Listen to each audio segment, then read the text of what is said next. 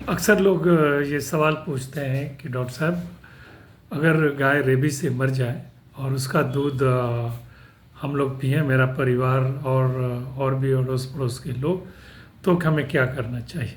मैं यहाँ स्पष्ट बता दूं, पहले तो ये निश्चित हो लें कि गाय रेबीज से मरी है या किसी और कारण से। अगर गाय रेबीज से मरी है तो उसके 3-4 प्रमुख कारण हैं।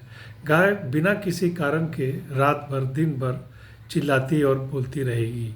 दूसरा, उसके मुंह से झाग जैसा फैन सलाइवा आते रहेगा, लगेगा कि इसको खुरा चपका हो गया है। तीसरा यह है कि वो जो भी दीवार, ईंट, पेड़ या कोई कुत्ता या कोई आदमी उसके सामने जाएगा तो झपटेगी मारने के लिए। गाय काटने के लिए नहीं दौड़ेगी, वो मारने के लिए, क्योंकि ये मस्तिष्क की बीमारी है, वो अपना संतुलन, मस्तिष्क का संतुलन खो देती है। अब प्रश्न ये है कि उसका दूध, अगर वो गाय मर गई और मरने से पहले उसका दूध परिवार के लोग और अन्य लोग भी पिए हैं, तो इसके दो विकल्प हैं। अगर आपने दूध पूरा बॉयल करके 5 मिनट तक बॉयल करके या 10 मिनट तक पिया है तो इससे कोई हानि नहीं है। अगर दूध बिना बॉयल किए उस गाय का जो मर गई, उसका दूध अगर पूरे परिवार या और किसी व्यक्ति ने पिया, उसको वैक्सीन लेना अनिवार्य है।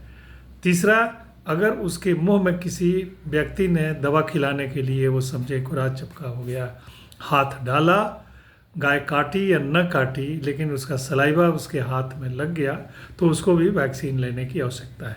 धन्यवाद।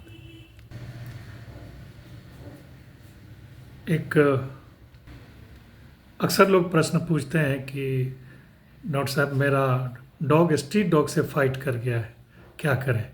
तो उनके लिए उत्तर ये है कि अगर उनका डॉग या डॉग ओनर्स जो भी हों, डॉग लवर्स, उनका डॉग अगर वैक्सीनेटेड है और वो स्ट्रीट डॉग से फाइट कर गया, इंजरी हो गई, ब्लीडिंग हो गया, तो उनको एक ही डोज वैक्सीन दिलवानी है।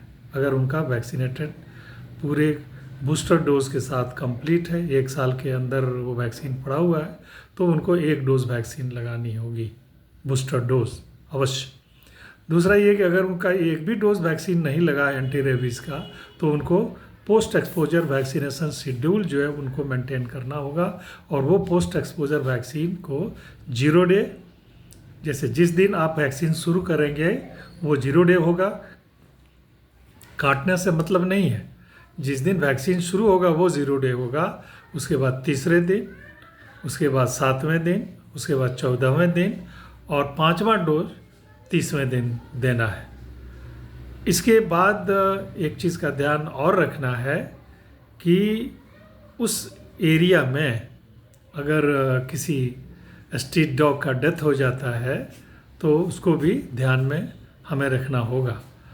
और हमें ये, और भी किसी व्यक्ति को उस डॉग ने काटा है उस एरिया में, तो उसको भी सावधान करने की आवश्यकता है। धन्यवाद। अक्सर ये प्रश्न पूछा जाता है कि अगर बिल्ली के बच्चे या बिल्ली से या पपी से के नेल से अगर स्क्रैचेस हो जाएं और ब्लड भी आ जाए तो क्या करना चाहिए? तो मैं यहाँ स्पष्ट बता दूं कि नेल में रेबीज़ नहीं होता। नेल से स्क्रैच हो जाए तो रेबीज़ की संभावना बिल्कुल नहीं होती है। अगर आपके डॉगीज़ वैक्सीनेटेड नहीं भी है, क्योंकि अर्ली एज में रेबीज़ का वैक्सीन 3 महीने के बाद ही देते हैं, मैक्सिमम 2 महीना, तो अगर 1 महीना या 45 डेज़ में अगर स्क्रैच हो गया, उसके नेल से, नेल शार्प होते हैं, बच्चे स्कूल से आते हैं, गोद में उठा लेते हैं बिल्ली के बच्चे को या बिल्ली को या पपीज़ को जो 2 महीने से कम है, उसके नेल से अगर स्क्रैचेज हो जाता है, यहाँ तक कि ब्लड भी आ जाए, तो चिंता करने की कोई आवश्यकता नहीं। और ना ही उस बच्चे को या उस व्यक्ति को जिसको स्क्रैचेस हुए हैं, लगे हैं, उनको वैक्सीन लेने की आवश्यकता है। धन्यवाद।